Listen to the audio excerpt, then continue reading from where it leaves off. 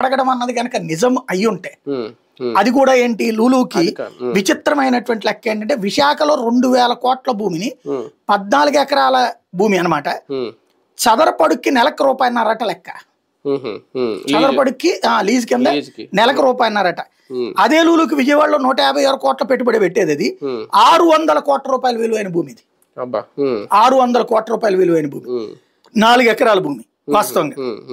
అలాగే Mallavalli mega food మీరు చెప్పింది అది కూడా కలిపి మల్లవల్లి అంటే ఈ గన్నవరం దగ్గర మల్లవల్లి మెగా ఫుడ్ పార్క్ లో సెంట్రల్ ఫుడ్ ప్రాసెసింగ్ యూనిట్ ని కూడా లూలుకి ఇస్తున్నారు హైదరాబాద్ లో లూలు వాళ్ళు వచ్చి మీకు తెలుసు వెళ్తున్నప్పుడు సుజనా దగ్గర ఉంటది దానికి వాడు డబ్బులు పెట్టినే తీసుకున్నాడు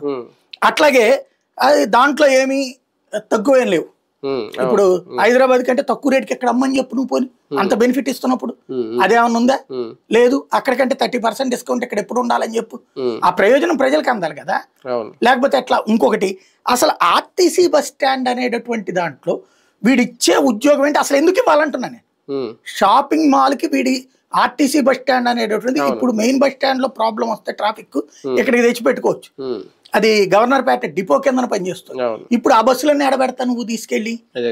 దానివల్ల నీకెంత ఖర్చు రాష్ట్రానికి ఆ ఖర్చును ఎవరిని ఎత్తినేస్తాడు ప్రజల్ని ఎత్తినే కదా లేదు నువ్వు దాన్ని సంపాదించాలనుకున్నావు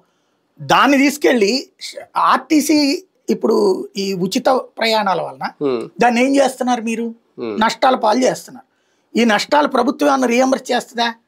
పేపర్లలో ఉంటది ఈనాడు జ్యోతిలో అక్కడ ఏమి ఇవ్వదు దానికి